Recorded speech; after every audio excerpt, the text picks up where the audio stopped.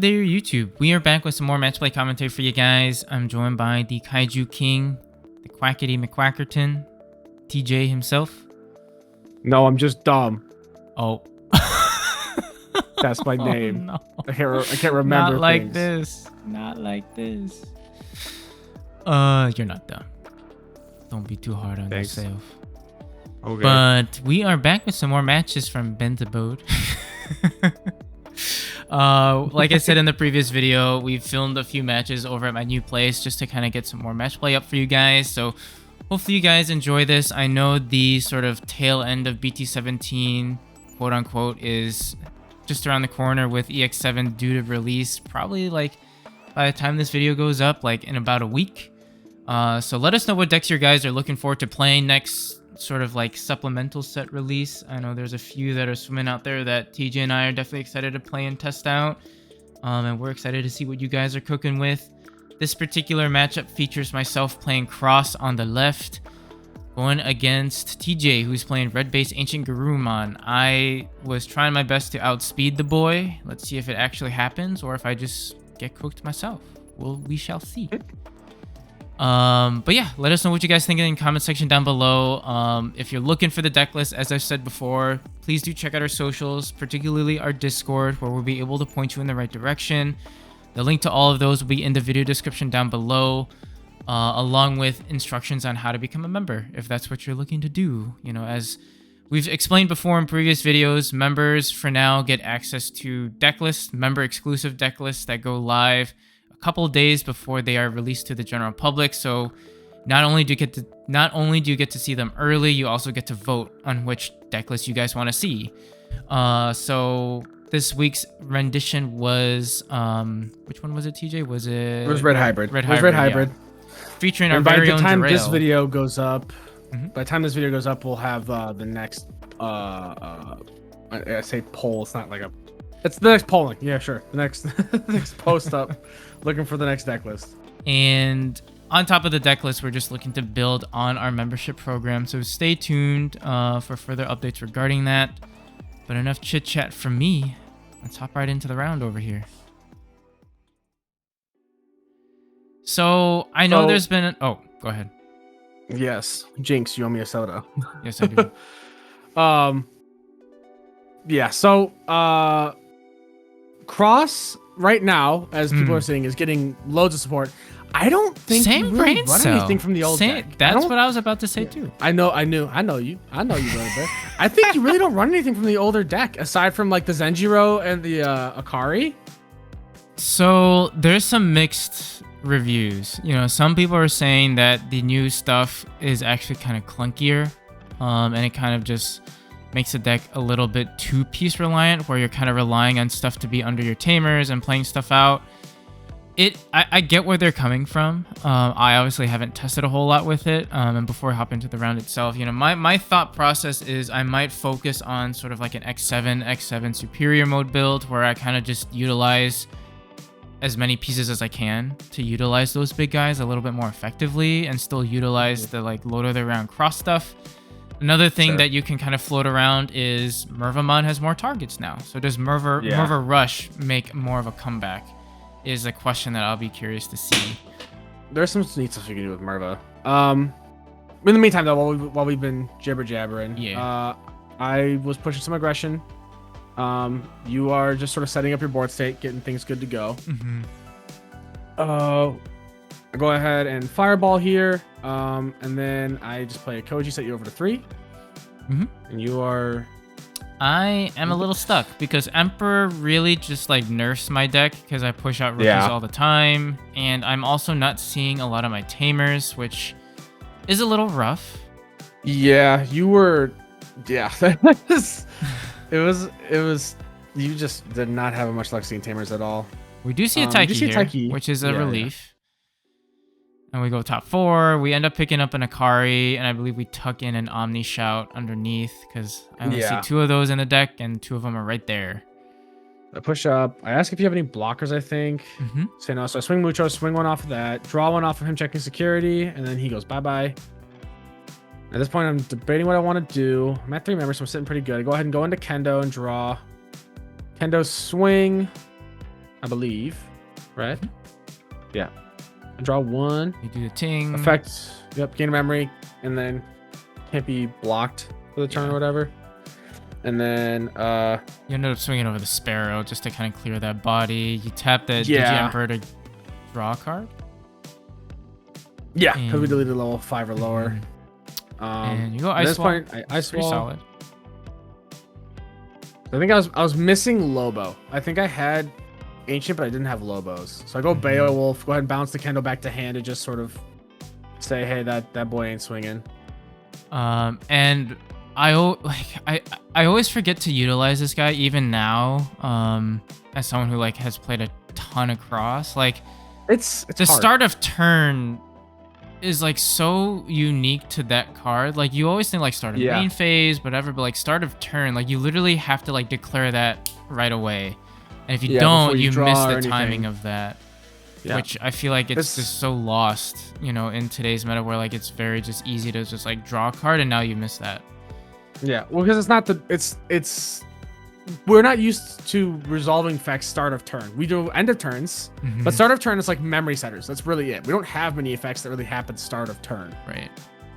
And because I would have popped the guy to get some sources in, but at this point I was just, you know what, let's just lonky. If I give you a ton of memory, it's scary, but you don't have any tamers. I was like, just get that guy off board, and then you respond with a Ancient Guru to choke me to 1, which is pretty good. Big ol' Ancient man. Was able to bounce the security off of it too and keep you from getting any extra sources out of it. You go ahead and cross 7 there here. You go. I fixed that slight error in sequencing, but yep, we go across 7, pop the Ancient Guru. You are able to play out a Koji, which is rough. Yeah, and I got the Lobo in hand as well, which is good. I go ahead and swing Mucho. There's no blocker, so I just do the check, and then I'm able to go Kendo, draw, swing, draw, gain a memory, which you check for me. I go Lobo for free, Lobo, and the Kendo, bounce your stack, and bounce security, and that's game 1. Pretty good. Pretty good. Ancient Gar is dummy. It is dummy. Yeah. And that's the biggest thing too, right? I think with the newer stuff is that some of them just have they're not reliant on like deletion and material save as the keyword. Right, a lot of them have like when the Digimon would leave the battle area, you can place you can place a certain amount of cards. Yes, and I think that so they still have on deletion effects, and other things, but like the cross 4 and the cross 5, those ones let you just when they leave the battle area in general, they are able to place cards from their sources, and I think that's honestly the biggest thing for them. Where even if it changes up the strategy of cross a little bit, making it so that way because of how much different removal we have in the game now, that isn't just deletion or DP reduction. Being able to, still tuck your sources from other forms of removal, it helps your consistency with being able to just play the game. Yeah, no, I think it definitely was a good like tune-up to like what the meta has become with like ace cards, like you said, different forms of removal such as bounce, etc. That really, like you said, like it definitely hurts decks that rely on that sort of material save mechanic. Yeah. You have a pretty good play here. You just go straight into an Ancient Gar and bounce my stack, bounce security. Yeah. And I'm like, well, now this boy is going to be swinging and just bouncing everything I got. Yeah, because I believe you had set me straight to 4 off rip. So I push up go to here. I only have 3 cards in hand, so... You're going to be drawing for days. Yeah, so I'm able to swing Ancient here. I draw 1. A little bit of confusion here. I forgot how Ancient Guru works. I don't bounce anything when I cross the hand. It's only during other stuff, which you quickly remember and clarify in just a moment here. I'm just dumb, and I don't play the deck very often. So I do the check.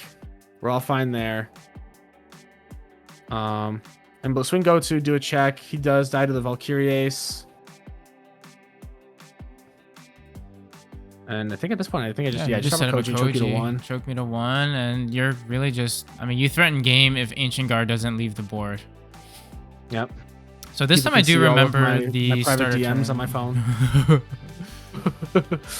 We end up popping the shout to tuck sources and gain a memory, but no Taiki or triple tamer really just shunts my ability to do anything.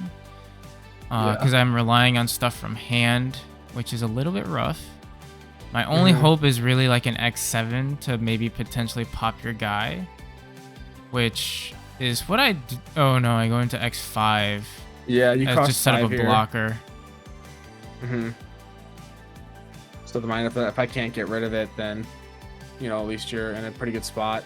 Yeah, but I need to set up another blocker because you can easily just hybrid for game as well. And I was missing a ballista in hand, which I finally find here, but I'm like, whatever, it's over now. Yeah. I go ahead, I Evo in the back. Ancient Gar still chilling. You do have the blocker. I swing here. I still draw one because I have less cards in hand, so I'm able to bounce that security. You block with cross 5 because you have to, otherwise it's game. Save some sources, and then I ask if you have any blockers. You say no, and it's just kendo. Swing. Yeah, for sure. Oh, I mean, Ancient Gar is still good. I mean, I think we've seen it on the channel plenty of times already, right? But I mean, like, it's still a very fast deck. Still does what it wants to do very well. Yes, the Ukos did hit it, and I wouldn't call it like, you know, the best deck in format by like a country mile anymore. But I still think it's like up there.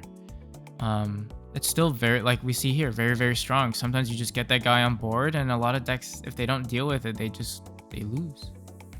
Yeah, for sure. And to kind of go back to your cross point too, like, let us know what you guys think in the comment section down below, especially you cross players out there. You know, I'm sort of the mindset of like, I think it's more of a mindset thing where people have to kind of rethink how they want to play cross, because I think that sort of old cross mechanic of just like promote rookie, cross into like a level 4 and just keep swinging is not going to work anymore with ace cards in the game. Yeah. I think the fact that you can go into level 5s and kind of climb into a line a little bit more effectively and then utilize those new pieces to help make your cross like saves a little bit more effective is the new way to go. I think it's just going to be a matter of how effectively can you pull it off, you know? And I think that's only going to come with more testing and more like kind of deck crafting. But I do think the new stuff is not bad. I think it's just a matter of, can we find a new way to like make cross things in a different way, because the meta is totally different now compared to where it was back in BT-10. Yeah. And I mean, honestly too, like the new X6 being able to get blocker, piercing, rush, +2 KDP, and collision, while also having alliance, reboot. What other keywords do you want to use, huh?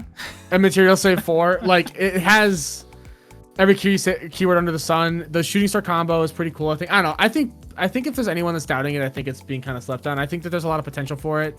It has access to protections. It has access to stunning.